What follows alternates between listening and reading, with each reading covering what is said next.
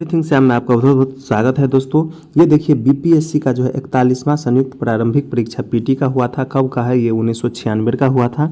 6/10/1996 में इसका एग्जाम हुआ है और इसका जो है वन लाइनर क्वेश्चन के रूप में देखेंगे।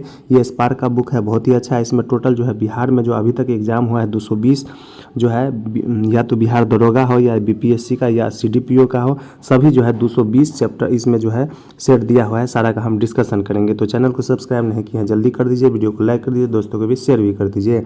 चलिए इसमें पहला क्वेश्चन की ओर चलते हैं। इसमें देखिए भारत में चेरापूंजी कहाँ स्थित है? तो ये हो जाएगा मेघालय में। इसके बाद चेरापूंजी में सबसे पहले बारिश होता था, अब जो हो गया मानसून हो गया है।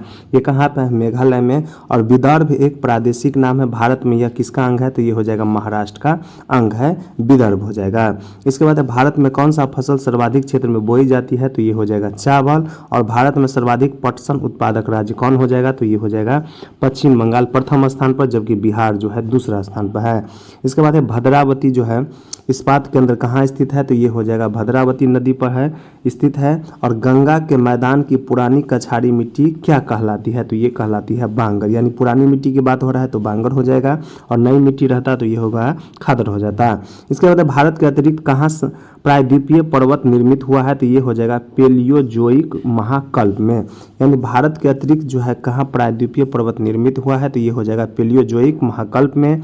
और कपास उद्योग जिन कच्चे मालों पर आश्रित है वे क्या है? तो ये हो जाएगा भार ह्रास मूलक हो जाएगा। यानी कपास उद्योग जो है जिन कच्चे मालों पर आश्रित है वे हो जाएगा भार ह्रास मूलक हो जाएगा। और विश्व का बृहत्तम डेल्टा किसके द्वारा निर्मित होता है? तो ये हो जाएगा गंगा ब्रह्मपुत्र द्वारा। इसका नाम है सुंदरवन डेल्टा। इसके बाद विश्व की सर्वाधिक लंबी पर्वत श्रृंखला कौन सा है? तो ये हो जाएगा एंडीज, और ये हो जाएगा दक्षिण अमेरिका में। और सौर मंडल का सर्वाधिक गर्म ग्रह कौन सा हो जाएगा? तो ये हो जाएगा शुक्र हो जाएगा। इसके बाद है पृथ्वी को सूर्य की परिक्रमा करने में कितना समय लगता है? तो ये हो जाएगा 365 जो है दिन, 365.25 दिन हो जाएगा। इसके बाद है पृथ्वी पर घने वन अधिकतर कहाँ मिलते हैं? तो ये हो जाएगा विषुवत रेखा के आसपास। और जिस तारामंडल के तारे ध्रुव तारे की ओर संकेत करते हुए कौन सा हो जाएगा? तो ये हो जाएगा सप्तर्षि हो जाएगा।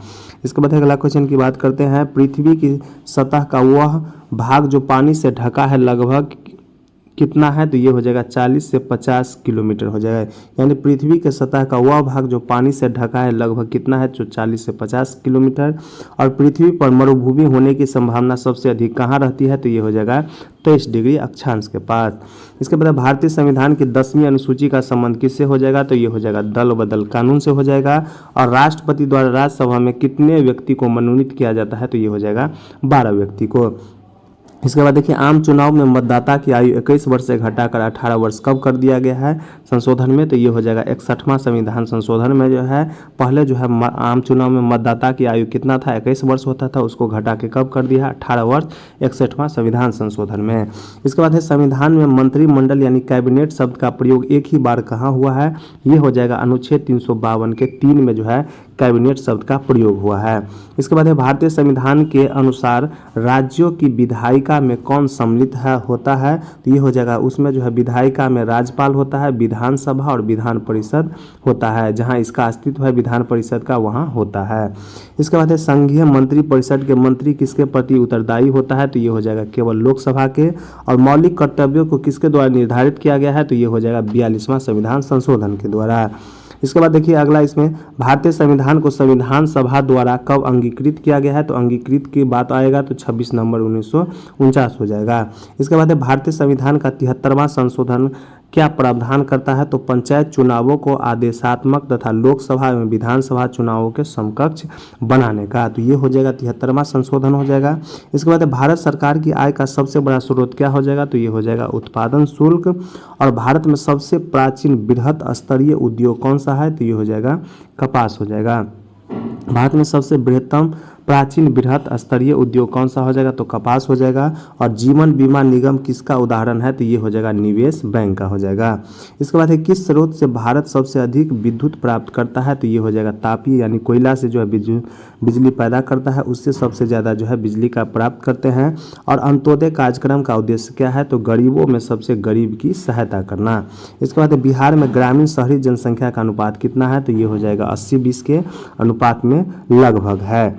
इसके बाद देखिए भारत का प्रमुख खाद्य फसल क्या है, तो ये हो जाएगा चावल हो जाएगा। और योजना आयोग यानी नीति आयोग का स्वरूप क्या है, तो ये हो जाएगा परामर्शदात्री संस्था है। ये है योजना आयोग, और नीति आयोग जो है परामर्शदात्री संस्था हो जाएगा। और भारत की 8वीं पंचवर्षीय योजना की अवधि कब हो जाएगा, 1992 से 97 हो जाएगा। और भारी पानी जिसे हैवी वाटर कहा जाता है, जिसमें क्या होता है, तो हाइड्रोजन का स्थान जो है आइसोटोप ले लेता है, ठीक है। इसको क्या होता है, D2O इसका फार्मूला होता है। इसके बाद ठंडा के दिनों में लोहे के गुटके और लकड़ी के गुटके को प्रातः काल छुए तो लोहे का गुटका ठंडा क्यों लगता है, तो इसका कारण हो जाएगा लकड़ी की तुलना में लोहा उष्मा का अच्छा चालक होता है। इसके बाद अगला क्वेश्चन देखिए हवा में जिस गैस की मात्रा सबसे अधिक होता है वो हो जाएगा नाइट्रोजन, 78% हो जाएगा। और सौर मंडल का सबसे बड़ा की बात करें तो ये हो जाएगा बृहस्पति हो जाएगा। सेल्सियस स्केल पर जो है मानव शरीर का सामान्य तापमान कितना होता है, तो 37 डिग्री से होता है। और फ़ारेनहाइट की बात करें तो 98.6 फ़ारेनहाइट होता है। इसके बाद है परमाणु नाभिक के प्रमुख अवयव कौन सा हो जाएगा, तो प्रोटॉन और न्यूट्रॉन होता है। नाभिक में क्या सब हो जाएगा, प्रोटॉन और न्यूट्रॉन होता है। और मच्छर भगाने वाली दवाइयों में सक्रिय रसायन कौन सा हो जाएगा, तो एलिथ्रीन होता है। जो मच्छर भगाने वाली दवाई होता है उसमें सक्रिय रसायन के रूप में एलिथ्रीन उसमें मौजूद रहता है। और अगला देखिए 20 वर्ष की आयु में मानव शरीर में हड्डियों की संख्या कितनी होती है, तो लगभग 200 हो जाएगा। 20 वर्ष की आयु में जो है मानव शरीर में हड्डी की संख्या 200 हो जाता है लगभग। और स्त्रियों की तुलना में पुरुष अधिक वंध्यात्वता से पीड़ित हो सकते हैं, क्यों, क्योंकि उसमें जो है एक्स क्रोमोसोम होती है। इसके बाद है पटना को प्रांतीय राजधानी किसने बनाया, तो ये हो जाएगा शेरशाह सूरी। और Jharkhand castle over the Graves के लेखक कौन हो जाएगा, Jharkhand castle over the Graves एक किताब है, उसका लेखक जो हो जाए विक्टर दास हो जाएगा, विक्टर दास हो जाएगा। और छोटा नागपुर काश्तकारी कानून कब पारित हुआ है, तो ये हो जाएगा 1908 में पारित हुआ है। इसके बाद अगला क्वेश्चन देखिए बिहार में औद्योगिक वित्तीय सहायता प्रदान करने हेतु कौन प्रमुख वित्तीय संस्था हो जाएगा, तो ये हो जाएगा बिहार राज्य वित्त निगम हो जाएगा। और 17वीं में जो है बिहार में सोने का खान पटना में था। और बिहार में गौ हत्या रोकने के लिए गौरक्षी सभाओं की स्थापना किस वर्ष हुई थी, तो ये हो जाएगा 1882 में गौरक्षणी सभाओं की स्थापना। इसके बाद है किस वर्ष उड़ीसा बिहार से अलग हो गया है, पृथक हो गया है, तो 1936 में। और छोटा नागपुर का जंगल कैसा है, तो ये हो जाएगा पतझड़ और सवाना हो जाएगा। इसके बाद देखिए एपेक का पूर्ण रूप क्या होता है, तो एपेक का पूर्ण रूप होता है एशिया पैसिफिक इकोनॉमिक कॉरपोरेशन होता है। इसके बाद इसमें देखते हैं अगला, इसमें देखिए स्वर्णिक त्रिकोण का तात्पर्य क्या होता है, तो ये हो जाएगा म्यांमार, थाईलैंड और लाओस के मादक पदार्थों का उत्पादन करने वाला भौगोलिक क्षेत्र जो है स्वर्णिक त्रिकोण का तात्पर्य हो जाएगा। कौन कौन सा देश हो जाएगा स्वर्णिक त्रिकोण में, म्यांमार, थाईलैंड और लाओस हो जाएगा। इसके बाद द मूवर्स लास्ट साई के लेखक कौन है, तो ये हो जाएगा सलमान रसूदी हो जाएगा, द मूवर्स लास्ट साई। इसके बाद एवरेस्ट शिखर पर चढ़ने वाली दूसरी भारतीय महिला कौन थी, तो ये हो जाएगा संतोष यादव।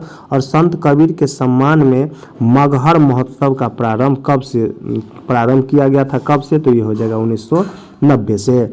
इसके बाद है मूल अधिकारों का संरक्षण कौन करता है, तो ये करता है न्यायपालिका। और कवि जो है बाणभट्ट कहाँ का निवासी था, तो ये हो जाएगा थानेश्वर का। याद रखना है कवि बाणभट्ट कहाँ का निवासी था, तो थानेश्वर का। और ह्वेनसांग की भारत में यात्रा के समय सूती कपड़ों के उत्पादन के लिए सबसे प्रसिद्ध कौन सा नगर था, तो ये हो जाएगा मथुरा हो जाएगा।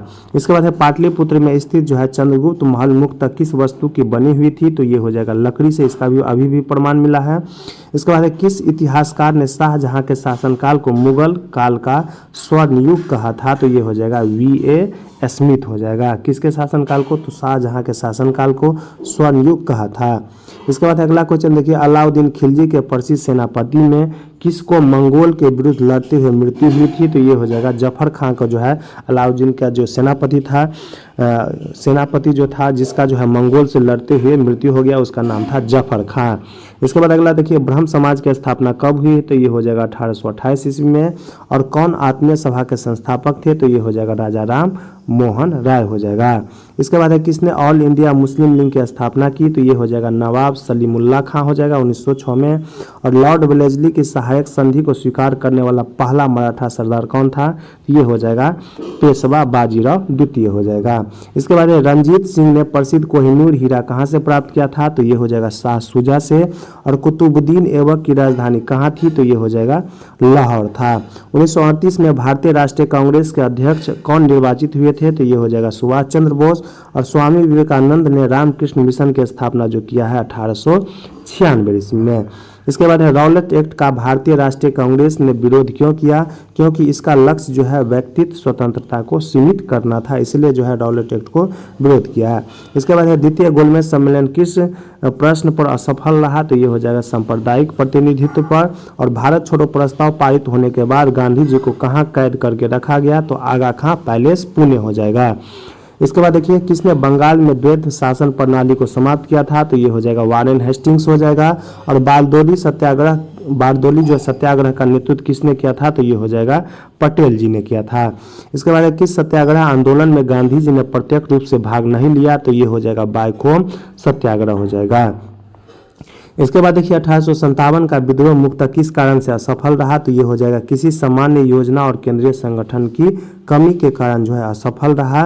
और 1923 से 28 के काल में भारतीय राजनीतिक में क्रांतिकारी कार्यविधि की पुनरावृत्ति का कारण क्या था, ये हो जाएगा गांधी जी द्वारा असहयोग आंदोलन को स्थगित कर देना।